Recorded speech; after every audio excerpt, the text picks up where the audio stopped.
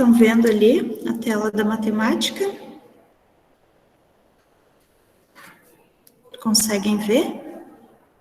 Sim. Tá. Então, nós vamos trabalhar progressão aritmética, que é PA, tá? A abreviação a gente fala em PA. Observe a sequência de números reais, 2, 5, 8, 11. Cada termo, a partir do segundo, é igual ao anterior somado ao número 3. Veja, o que eu fiz do 2 para chegar no 5? Eu fiz 2 mais 3, que é igual a 5. Do 5 para o 8, também somei 3. 5 mais 3 é igual a 8. Do 8 para o 11, 8 mais 3 igual a 11. Então, uma sequência onde eu estou somando sempre o mesmo termo, que é o 3. Qual é a diferença, então, de PA, progressão aritmética, para PG, progressão geométrica? Na PA, a gente sempre vai somar o mesmo número ou para fazer a sequência. Na PG, na progressão geométrica, a gente multiplica ou divide pelo mesmo número. Essa é a diferença de uma para outra. Então, o que é progressão aritmética? É toda sequência de números reais, na qual cada termo, a partir do segundo, é igual ao anterior, somado a uma constante, que é aquele número 3 ali, né, que eu mostrei para vocês no exemplo. Esse número 3, a gente denomina de razão R, tá? A gente chama de razão aquela constante ali que sempre fica se repetindo. Representação de uma PA. Aqui tem uma representação de uma sequência, né? A1, A2, A3, AN. O que seria o A1? Primeiro termo, A2, segundo termo, AN, o último termo, né? O N é o número de termos, tá? Da PA. E R é a razão. Esta é a primeira fórmula que vocês vão fazer aqui, que tem que entender bem para fazer os exercícios, que é a fórmula da razão. Como é que eu calculo ela?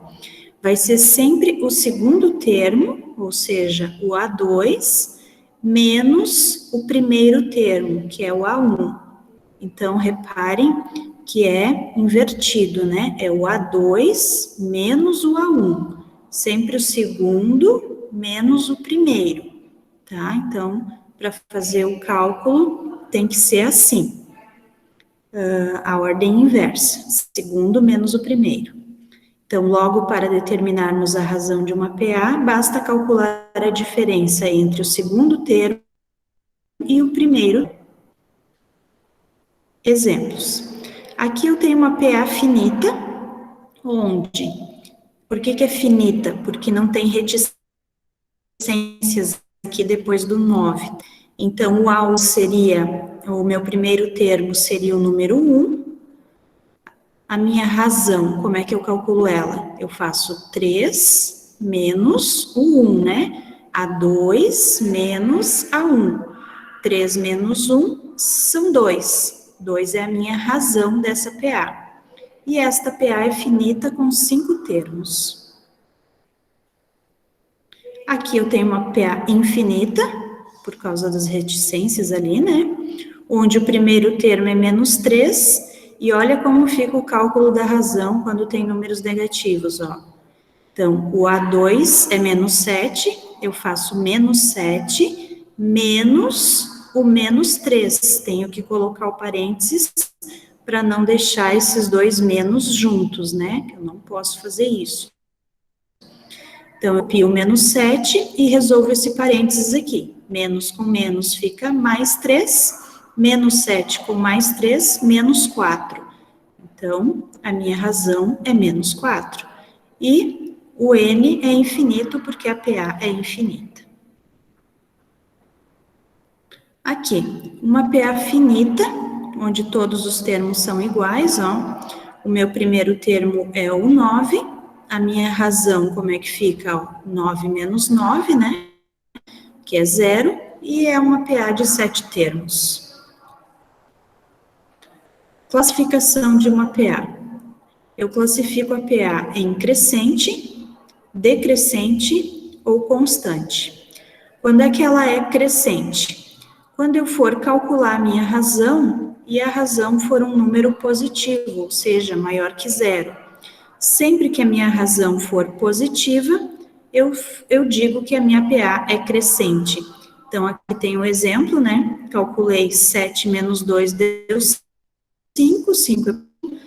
Essa PA é crescente. Constante. A constante é bem fácil de ver, né? Porque os termos são todos iguais. E no momento que eu calculo a minha razão, olha o que acontece. 3 menos 3 é zero. Sempre que a minha razão for zero, eu chamo de PA constante, porque ela não cresce nem decresce, ela se mantém igual sempre. E a decrescente? Calculo a razão, ali, ó, 4 menos o 9, né? A 2 menos a 1, 4 menos 9, fica menos 5. Menos 5 é um número negativo, menor que zero, então eu digo que essa PA é decrescente.